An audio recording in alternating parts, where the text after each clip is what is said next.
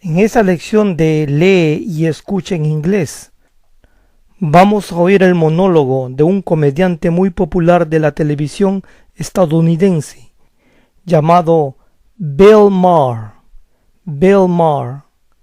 en donde él habla de por qué esta época es una buena época para los blancos.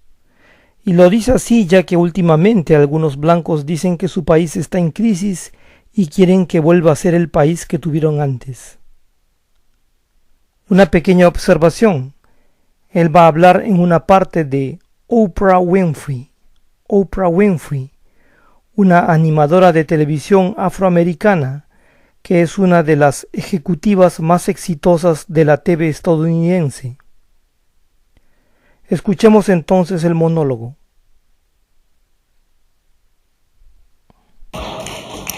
And finally, new rule, someone must remind white Americans that even though other people are winning small victories and making slight gains, you're not losing.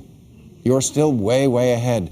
For example, before the recession, whites had 4 times the wealth of blacks and Latinos, but since the recession, that's gone up. Now they have 6 times as much.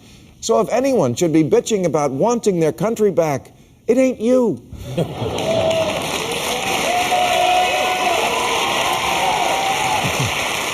Now, I bring this up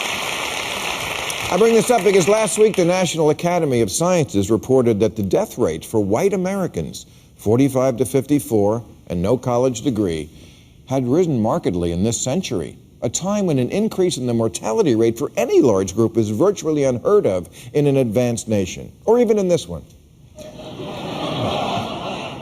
But middle-aged American whites are dropping like flies.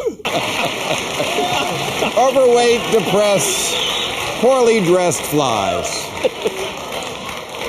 Dropping from what? Drugs, alcohol, suicide, and possibly trying to fit into skinny jeans.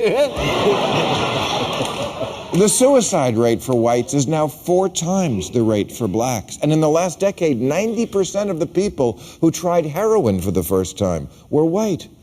It's hard out there for a wimp. And that's why tonight I'd like to remind white people of something very important they may have forgotten.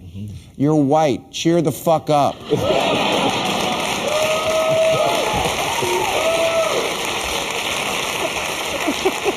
Jesus, look at history. It's always a great time to be white. Think of all the advantages you have. Cops don't shoot you for having your hands in your pockets. When people follow you around a store, it's because they want to help you find something. Major party presidential candidates aren't proposing to deport you.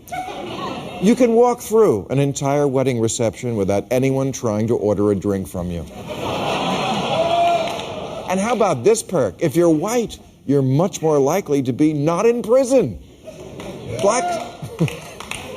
Blacks and whites use marijuana at virtually the same rate, not counting Miley Cyrus, but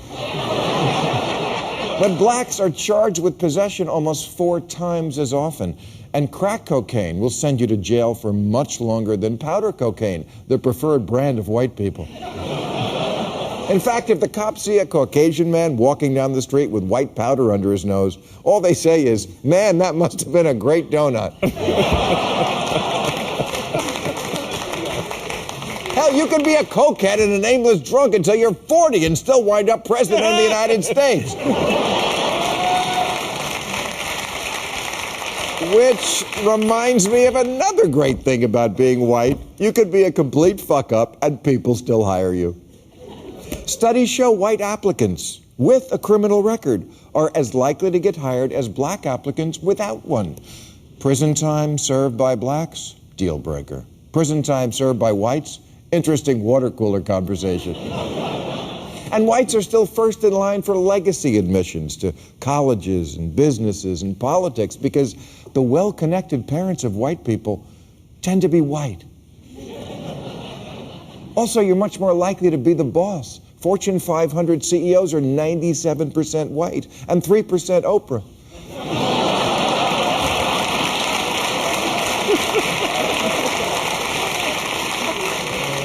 The median net worth of a single white woman, $42,000. Of a single black woman, $5. because she spent it all on a weave. In Fuck you, you politically correct assholes. One joke about the blacks. In short, when you're white, you don't need to be that good. There was a popular band in the 70s called the Average White Band. They admitted they were average, but it didn't matter because they were white.